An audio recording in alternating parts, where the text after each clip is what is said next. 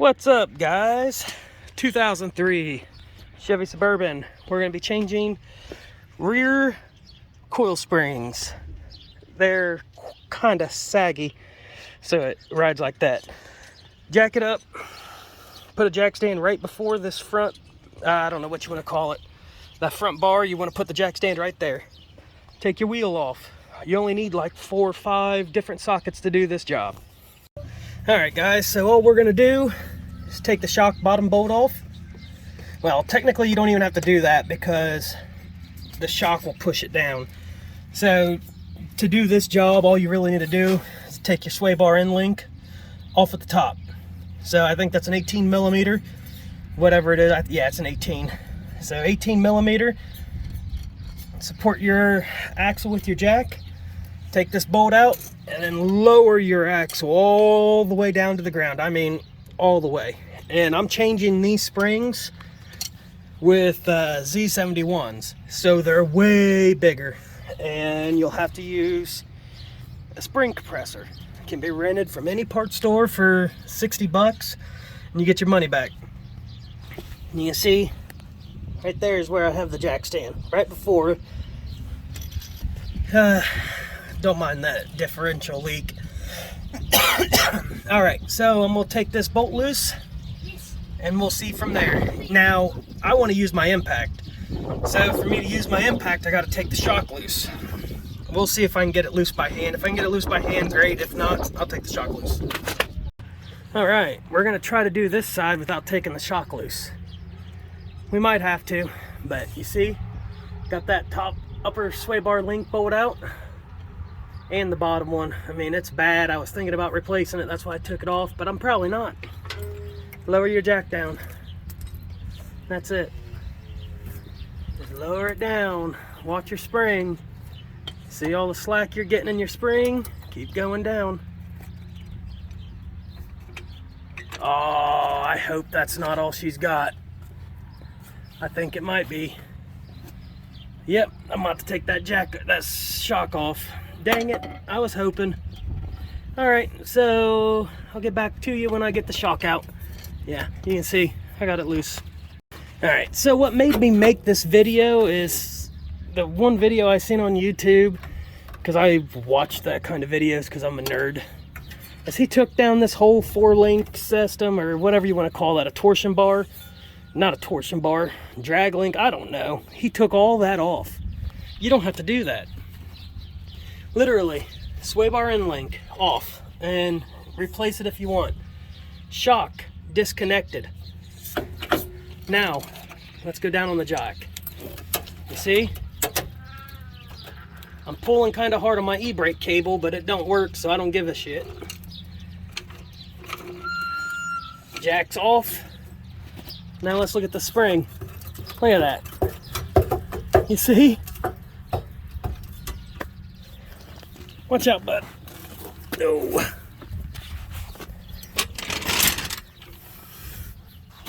So, spring out.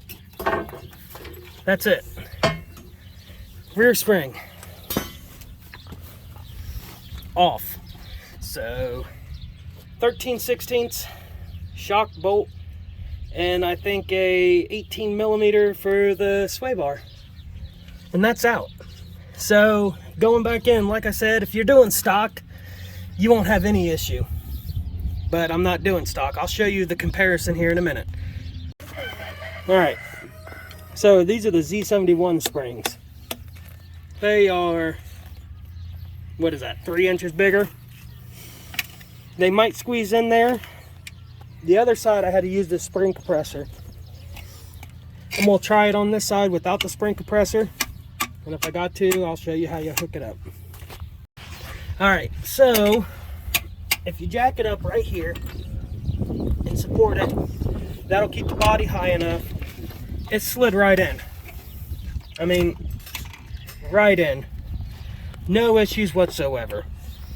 So, and you can see how much flex that axle has in it. Right here's the upper sway bar end link. So there's that. This is just going to be a quick video. So what you do, Have your jack right underneath that mount. Sorry, I'm doing it one-handed. Stop. Sorry, my boy.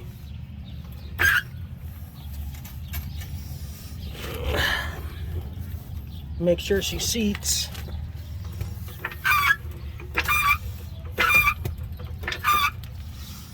Jack it up and get your shock mounted in. I'm going inside to go get it. So I'll show you that. Bye, Dad. Bye. I'll be back.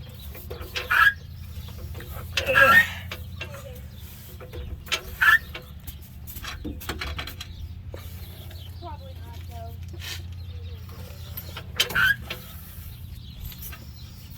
About another half a jack.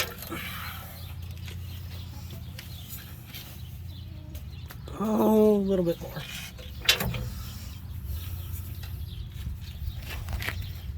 Hey, Sammy, hand me that big bolt. Big. This one? Yep. Take the nut off. No.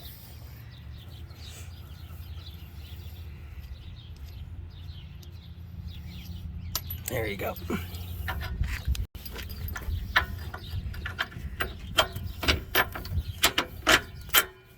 There it is.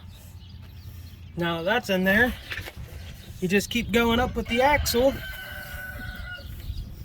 and we'll get the sway bar and link in. Awesome. Alright, sorry about the camera work. Mr. Sammy is giving me a hand today. So, pry bar? Yep. I'm gonna pry on the end of this sway bar to get it the rest of the way. Hopefully he's got you in frame.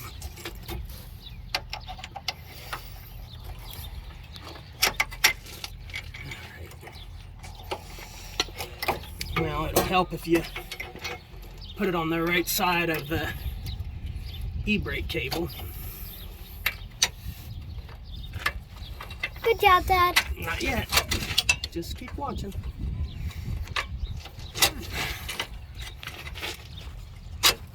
Actually, I'm gonna take this and I'm gonna have Sammy help me jack it up. Jack up a little bit more on the truck. And then let me move the boom. I feel like gluing on it.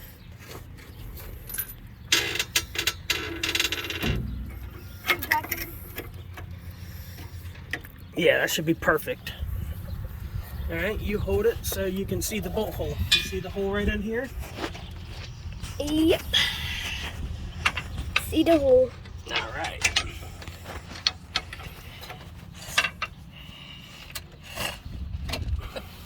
And I'm doing it from above, right, Dad? Mm-hmm.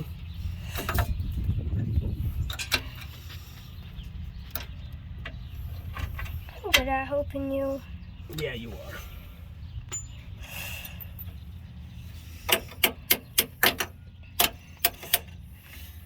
And I also helped you fix the Jeep. Mm-hmm. And I'm super happy. The Jeep's fixed now.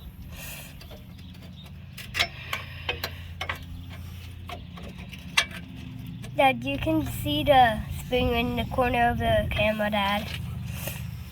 Mm-hmm. And it makes it... All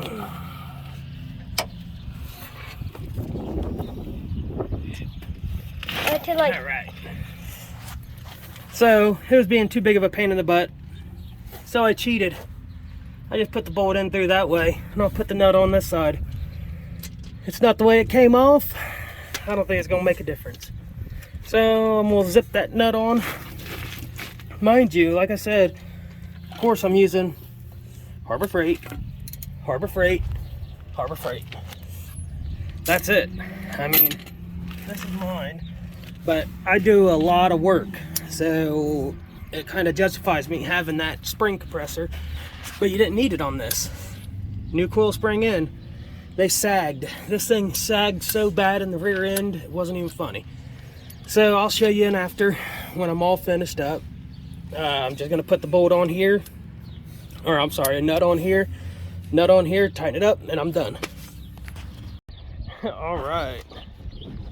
So you can see the height difference. Before, I couldn't even put that little enclosed trailer on this thing and it would drag. Now, she's back to where she needs to be. Well, a little bit higher. All right, remember, if this helped you out, like and subscribe. This literally was only a, focus, about a 30-minute job on one side, so hour both, and it's all done. Thank you guys.